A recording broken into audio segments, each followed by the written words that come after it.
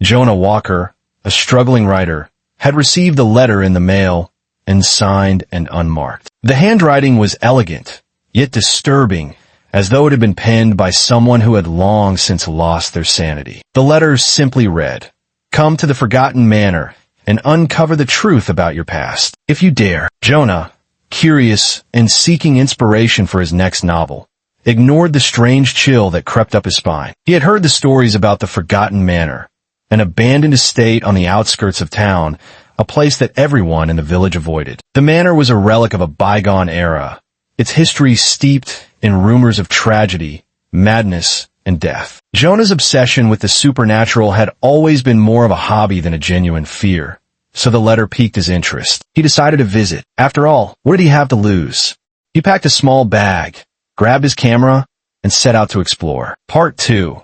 The journey to the manor. As Jonah drove through the dense woods, the sky began to darken, the trees forming an almost impenetrable canopy. It was as if the forest itself was warning him to turn back, but Jonah pressed on. The road grew narrow, and the wind started to howl, causing the branches to creak like old bones. After hours of driving, he finally arrived at the manor. It was more imposing than he had imagined. The structure stood on a hill, overlooking a vast, overgrown garden. Its windows were cracked, and the front door hung slightly ajar, as if inviting him in. Jonah felt a strange pull, an urge to uncover what lay inside. He parked his car, took a deep breath, and approached the entrance. The air was thick with the scent of decay, and as he stepped inside, the door creaked shut behind him. The atmosphere inside was suffocating, oppressive, as though the very walls were alive, watching him. The manor was eerily quiet, with only the sound of Jonah's footsteps echoing through the hallways. Dust covered every surface, and cobwebs hung like drapes in the corners. As he explored deeper,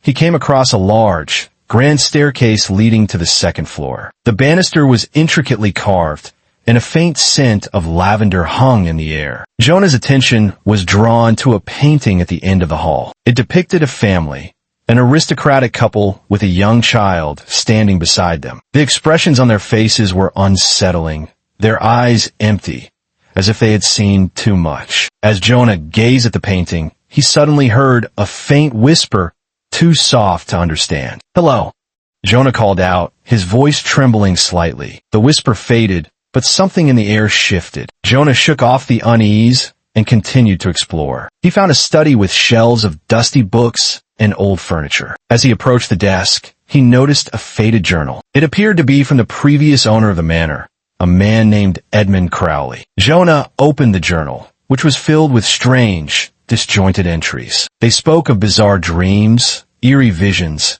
and a growing madness that plagued Edmund. But there was one entry that stood out.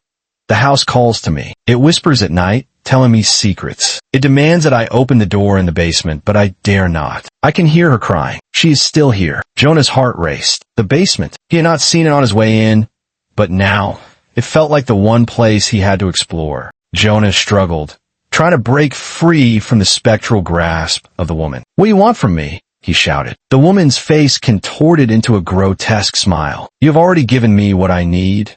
Your soul." Jonah's heart raced as he searched for a way out. He grabbed the locket, clutching it tightly in his hand. This isn't the end," he screamed. Suddenly, the light flickered back on, and the woman froze in place. The entire manor trembled, as if it were alive, reacting to Jonah's defiance. The whispers grew louder, a cacophony of voices that seemed to come from every corner of the room. With all the strength he could muster, Jonah screamed, "I won't let you take me."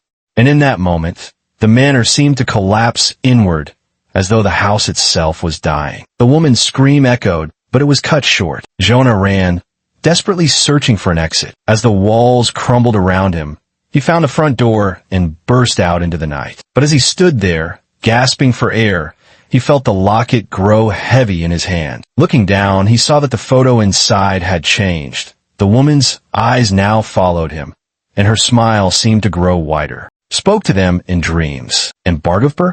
It now appears randomly in satellite imagery, then vanishes. Those who search for it begin seeing hollow eyes and reflections in the dark corners of rooms in their dreams. They say the temple is growing hungry again.